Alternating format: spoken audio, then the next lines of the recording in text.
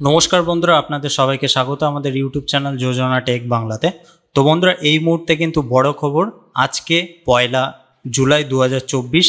তো আজকের থেকে কিন্তু সারা দেশ জুড়ে বেশ কিছু বিশেষ নিয়ম পরিবর্তন হতে চলেছে। তো কি কি নিয়ম পরিবর্তন হতে চলেছে এবং সাধারণ মানুষের ওপর কতটা প্রভাব পড়বে এই নিয়ম বদলানোর জন্য, তো সেই সংক্রান্ত বিষয়ে কিন্তু আমরা এই ভিডিওতে বিস্তারিতভাবে খুঁটিনাটি আলোচনা করব। তো বন্ধুরা, বেশি দেরি না করে ভিডিওটা শুরু করা যাক। তো বন্ধুরা, স্ক্রিনে আপনারা দেখতে পাচ্ছেন যে রুল চেঞ্জেস ফ্রম 1 জুলাই 2024।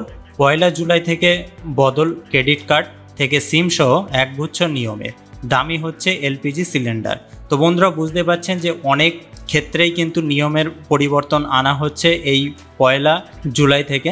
তো কি কি নিয়ম, তো চলুন সেটা দেখে নেওয়া যাক। তো প্রথমে বলা হয়েছে, দেখুন, প্রতি মাসের প্রথম তারিখ অর্থ সংক্রান্ত নিয়মে পরিবর্তন আসে। এলপিজি সিলিন্ডারের দাম নির্ধারণ করে সরকার। এছাড়া সিএনজি পিএনজির রেটও নির্ধারণ হয়। জুলাই মাসটি খুব বিশেষ হতে চলেছে, কারণ অনেক নিয়ম পরিবর্তন হতে চলেছে। এই তালিকায় জিএসটি, ব্যাংকিং, আধার কার্ড, ক্রেডিট কার্ড, আইপিসি আইন, বিএনএস সিস্টেম ও আরও অনেক কিছু রয়েছে। 1 জুলাই থেকে রেলের রিজার্ভেশনের বড় ধরনের উন্নতি হবে। এই পরিবর্তনগুলি সাধারণ মানুষের উপর প্রভাব ফেলবে, কারোর উপকার হবে আবার কারোর ক্ষতি হবে। আসুন জেনে নেই আগামী মাসে কি কি পরিবর্তন হতে চলেছে। তো প্রথমে দেখুন কি পরিবর্তন হবে। এলপিজির দাম কমানোর বিষয়ে যে বিষয়টা বলা হয়েছে, আপনারা কিন্তু স্ক্রিনে এখানে দেখতে পাচ্ছেন যে দেশে আরও এলপিজির দাম কমানো হয়েছে। যাই হোক, এবার তেল বিপণন সংস্থাগুলি গৃহস্থ গ্যাস সিলিন্ডারের দাম পরিবর্তন রেখেছে। বাণিজ্যিক এলপিজি সিলিন্ডারের দাম সংশোধন করা হয়েছে। 1 জুলাই 2024 সাল সকাল 6টা থেকে কার্যকর হবে। তো বন্ধুরা, বুঝতে পারছেন যে আজকে থেকে কিন্তু কার্যকর হয়ে যাচ্ছে, অর্থাৎ গ্যাসের দাম কিন্তু আজকের থেকে পরিবর্তন হতে চলেছে। সাম্প্রতিক অতীতে 19 কেজি বাণিজ্যিক গ্যাস সিলিন্ডারের দাম অনেক পরিবর্তন হয়েছে। সর্বশেষ পরিবর্তনের পর আজ থেকে দিল্লিতে সিলিন্ডারের দাম 30 টাকা কম হয়েছে। তো বন্ধুরা, বুঝতে পারছেন 19 কেজি যে বাণিজ্যিক সিলিন্ডার, তো তার দাম কিন্তু দিল্লিতে 30 টাকা কমানো হয়েছে। দিল্লির এলপিজির দামের কথা বলতে, এর দাম 1676 টাকা থেকে কমিয়ে 1646 টাকা করা হয়েছে। এছাড়াও এটি কলকাতায় 1787 টাকার পরিবর্তে 1756 টাকায় পাওয়া যাবে। চেন্নাইতে বাণিজ্যিক সিলিন্ডার আজ থেকে 1840.50 টাকা পরিবর্তে 1809 টাকা কিন্তু পাওয়া যাবে। মুম্বাইয়ের কথা বলতে গেলে এর দাম 1598 টাকা হয়েছে, যা আগে 1629 টাকায় পাওয়া যেত। তো বন্ধুরা, বুঝতে পারছেন যে এলপিজি সিলিন্ডারের দাম পরিবর্তন মানে হচ্ছে শুধুমাত্র কিন্তু 19 কেজি সিলিন্ডারের দামের পরিবর্তন করা হয়েছে। কোনো প্রকার 14 কেজি যে গ্যাস, অর্থাৎ বাড়িতে বাড়িতে যে গ্যাসটা সাপ্লাই করা হয়, তো সেই গ্যাসের দামের কোনো কিন্তু পরিবর্তন করা হয়নি। তারপরে বলেছে, দেখুন, ইন্ডিয়ান ব্যাংকের গ্রাহকদের জন্য বিশেষ FD scheme. Public sector bank Indian bank তার গ্রাহকদের 300 এবং 400 দিনের এফডি অফার করছে। ইন্ডিয়ান ব্যাংকের ওয়েবসাইট অনুসারে আপনি আইএনডি সুপার 400 এবং আইএনডি সুপ্রিম 300 দিন নামে এফডি স্কিমগুলিতে 30 জুন পর্যন্ত 2024 পর্যন্ত বিনিয়োগ করতে পারেন। এই বিশেষ এফডির একটি কলেবল এফডি। কলেবল এফডি মানে এতে আপনি সময়ের আগে টাকা তোলার বিকল্প পাবেন, অর্থাৎ কোনো প্রকার লকিং পিরিয়ড কিন্তু নেই। ইন্ডিয়ান ব্যাংকের আইএনডি সুপার এফডি 400 দিনের জন্য আপনি এই স্কিমে 10,000 টাকা থেকে 2 কোটি টাকা বিনিয়োগ করতে পারেন। ইন্ডিয়ান ব্যাংক এখন সাধারণ জনগণকে 7.25%, প্রবীণ নাগরিকদের 7.75% এবং সুপার প্রবীণ নাগরিকদের 8% সুদ দিচ্ছে। ইন্ডিয়ান ব্যাংকের ওয়েবসাইট অনুসারে বিশেষ মেয়াদি আমানত product IND super 300 days 1 July 2023 চালু করা হয়েছিল। আপনি 300 দিনের জন্য এই এফডিতে 5,000 টাকা করে 2 কোটি টাকা কম বিনিয়োগ করতে পারেন। এতে 7.05% থেকে 7.80% পর্যন্ত সুদ দিচ্ছে ব্যাংকটি। ইন্ডিয়ান ব্যাংক এখন সাধারণ জনগণের জন্য 7.05%, বয়স্ক নাগরিকদের 7.55% এবং সুপার প্রবীণ নাগরিকদের 7.80% সুদের হার অফার করছে। তো বন্ধুরা, বুঝতে পারছেন, যদি এফডি করে থাকেন তাহলে কিন্তু এবার থেকে কোনো প্রকার লকিং পিরিয়ড নেই, অর্থাৎ সময়ের আগে কিন্তু আপনারা সেই টাকাটা তুলে নিতে পারবেন। তারপরে কি বলা হয়েছে, দেখুন, পাঞ্জাব অ্যান্ড সিন্ধ ব্যাংকের বিশেষ FD scheme. Punjab and Sindh bank তার গ্রাহকদের 222 দিন, 333 দিন এবং 444 দিনের বিশেষ এফডি অফার করছে। এই বিশেষ এফডিতে সর্বোচ্চ 8.05% সুদ পাওয়া যায়। ব্যাংকের ওয়েবসাইট অনুসারে ব্যাংকটি 222 দিন এফডিতে 7.05%, 333 দিনের এফডিতে 7.10% এবং 444 দিনের এফডিতে 7.25% সুদ দিচ্ছে। ব্যাংক সুপার সিনিয়র সিটিজেনদের 444 দিনের এফডিতে 8.05% সুদ দিচ্ছে। অর্থাৎ অর্থাৎ যেসব মানুষেরা সুপার সিটিজেনশিপের মধ্যে পড়ছে, তো তাদেরকে যে 444 দিনের যে এফডিটা আছে তাদের জন্য কিন্তু 8.05% সুদ দিচ্ছে। তারপরে দেখুন ক্রেডিট কার্ড সংক্রান্ত কি বলা হয়েছে। Credit card bill payment RBI এর নতুন নিয়ম। আগামী 1 জুলাই থেকে ভারতীয় রিজার্ভ ব্যাংকের আরবিআই নতুন নিয়ম কার্যকর করতে চলেছে। আরবিআই এর নতুন নিয়মের কারণে ক্রেডিট কার্ড বিল পেমেন্ট কিছু পরিবর্তন হবে। এই আদেশে যার জন্য সমস্ত ক্রেডিট কার্ডের পেমেন্ট ভারত বিল অর্থাৎ বিবিপিএস এর মাধ্যমে রুট করা প্রয়োজন। ফোনপে, ক্রেড, বিলডেক্স এবং ইনফিবিম অ্যাভিনিউজ এর মতো প্রধান ফিনটেক প্ল্যাটফর্মগুলিকে প্রভাবিত করবে। আরবিআই নির্দেশ দিয়েছে যে 1 জুলাই থেকে সমস্ত ক্রেডিট কার্ড পেমেন্ট বিবিপিএস এর মাধ্যমে করতে হবে।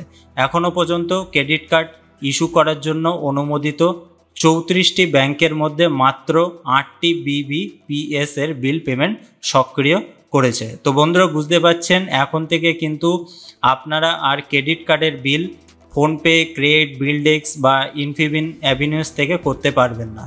সেটা কিন্তু শুধুমাত্র বিবিপিএস যে অ্যাপটা আছে, তো সেই অ্যাপের মাধ্যমে বা ওয়েবসাইটে গেলে সেই ওয়েবসাইট থেকে কিন্তু আপনারা ক্রেডিট কার্ডের বিলটা পেমেন্ট করতে পারবেন।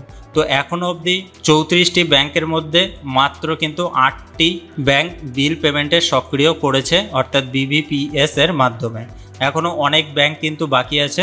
তো সেই ব্যাংকগুলো যদি অনুমতি দেয় বা ইস্যু করে, তাহলে কিন্তু আপনারা সেই ব্যাংকের মাধ্যমে অর্থাৎ বিবিপিএসে গিয়ে ক্রেডিট কার্ডের বিলটা কিন্তু দিতে পারবেন। তারপরে বলা হয়েছে দেখুন 1 জুলাই থেকে বদলে যাচ্ছে সিম কার্ডের নিয়ম। প্রতি মাসের শুরুতে ব্যাংক, পলিসি, পেট্রোল এবং গ্যাস সংক্রান্ত ক্ষেত্রে পরিবর্তন হয়। কেন্দ্র থেকে প্রতি মাসে নতুন নিয়মও কার্যকর করা হয়। চলতি মাসে মোবাইল সিম কার্ড নিয়ে নতুন নিয়ম জারি করা হয়েছে। Telecom regulatory authority of India অর্থাৎ ট্রাই এর দ্বারা জারি করা নিয়মগুলি 1 জুলাই 2024 থেকে কার্যকর হবে। তথ্য অনুযায়ী জালিয়াতি এবং কেলেঙ্কারির ঘটনা বন্ধ করতে এই নিয়মগুলি কার্যকর করা হচ্ছে ট্রাইয়ের তরফ থেকে। সিম অদলবদল, জালিয়াতি এড়াতে ট্রাই এই নিয়ম প্রয়োগ করেছে। তো কি পরিবর্তন হয়েছে?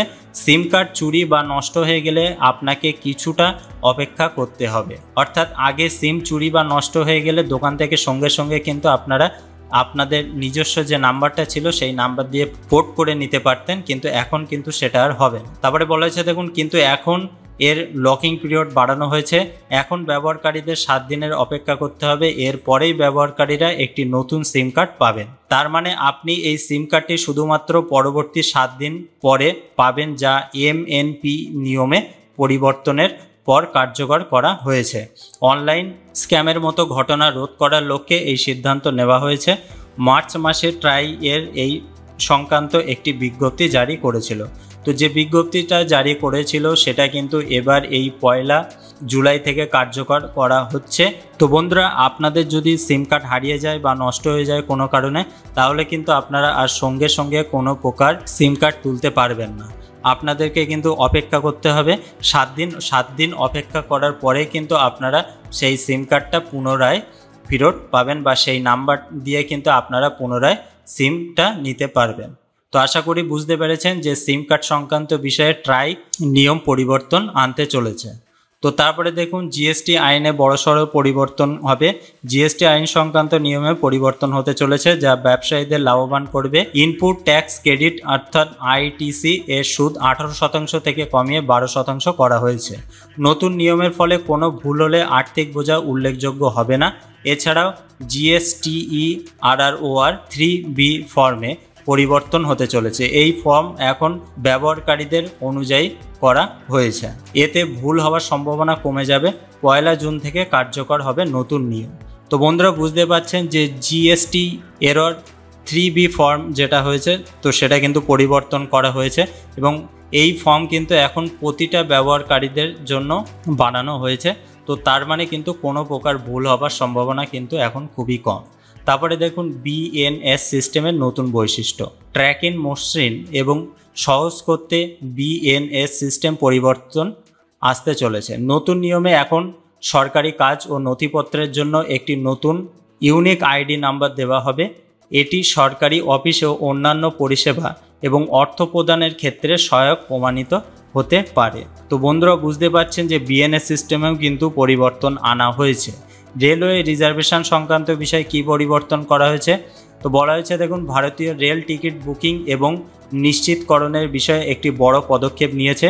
1 জুলাই থেকে যাত্রীরা সিটে বসে বুকিং করতে পারবেন। আপনি আবার টিকিট বাতিল করলে এবং টাকা ফিরে পেতে সক্ষম হবেন। শুধু তাই নয়, অনেক নতুন সুবিধাও কিন্তু এর থেকে পাবেন আপনারা। তো মেন যে সুবিধাটা সেটা হলো যে আপনারা কিন্তু ট্রেনের সিটে বসেই আপনাদের ট্রেনের টিকিটটা কিন্তু বুক করতে পারবেন এবং যদি টিকিট আপনারা ক্যান্সেল করে দিন বা বাতিল করে দিয়ে থাকেন তাহলে কিন্তু আপনারা সরাসরি টাকাটা ফেরত পেয়ে যাবেন। তারপরে বলেছে দেখুন এফআইআর সংক্রান্ত নিয়মে আইন প্রক্রিয়া দ্রুত ও ন্যায্য করতে সরকার ভারতীয় দণ্ডবিধি ও ফৌজদারি কার্যবিধিতে বড় ধরনের পরিবর্তন আনতে পারে। 1 জুলাই থেকে কার্যকর হতে পারে নতুন নিয়ম। সাইবার অপরাধের বিরুদ্ধে কঠোর নিয়মকানুন কার্যকর করা হবে, পাশাপাশি অপরাধীদের বিরুদ্ধে দ্রুত ব্যবস্থা নেওয়া হবে। তো বন্ধুরা বুঝতে পারছেন এই যে এফআইআর সংক্রান্ত নিয়মে পরিবর্তন করা হয়েছে, তো এই সংক্রান্ত বিষয়ে কিন্তু আমাদের চ্যানেলে বিস্তারিতভাবে ভিডিও বানানো আছে। অবশ্যই কিন্তু সময় সুযোগ বুঝে সেই ভিডিওটা দেখে নিতে ভুলবেন না। তো বন্ধুরা বুঝতে পারছেন যে এই সব বিশেষ পরিবর্তনগুলি এই জুলাই মাস থেকে কিন্তু হতে চলেছে। আপনারা যারা ক্রেডিট কার্ডের বিল পেমেন্ট করছেন আরবিআই এর নতুন নিয়ম করে দিয়েছে, সেটা কিন্তু আপনারা দেখে নেবেন যে ফোনপে, ক্রেড বা বিলডেক্স থেকে কিন্তু এর প্রধান ফিনটেক যে প্ল্যাটফর্মগুলি আছে সেগুলির থেকে কিন্তু আর হবে না। এখন শুধুমাত্র কিন্তু বিবিপিএস এর মাধ্যমে করতে হবে। তারপরে সিম কার্ড সংক্রান্ত যে বিষয়টা সেটা কিন্তু আপনাদের সাথে আলোচনা করলাম। জিএসটির যে পরিবর্তন করা হয়েছে এটার বিষয়ে কিন্তু আমাদের চ্যানেলে ভিডিও বানানো আছে, অবশ্যই কিন্তু সময় সুযোগ বুঝে সেটা দেখে নিতে ভুলবেন না। তো আশা করি বুঝতে পেরেছেন যে 1 জুলাই থেকে কি পরিবর্তন হতে চলেছে আমাদের ভারতবর্ষে এবং কতটা প্রভাব পড়বে সাধারণ মানুষের ওপর। তো আপনাদের কি মতামত আছে অবশ্যই এই সংক্রান্ত বিষয়ে আমাদের নিচের কমেন্ট বক্সে কমেন্ট করতে ভুলবেন না। সবাই ভালো থাকবেন, সুস্থ থাকবেন। ভিডিওটা ভালো লাগলে একটি লাইক করতে কিন্তু ভুলবেন না। পরবর্তী কোনো ভিডিওতে বিস্তারিত আলোচনা নিয়ে ফিরে আসবো।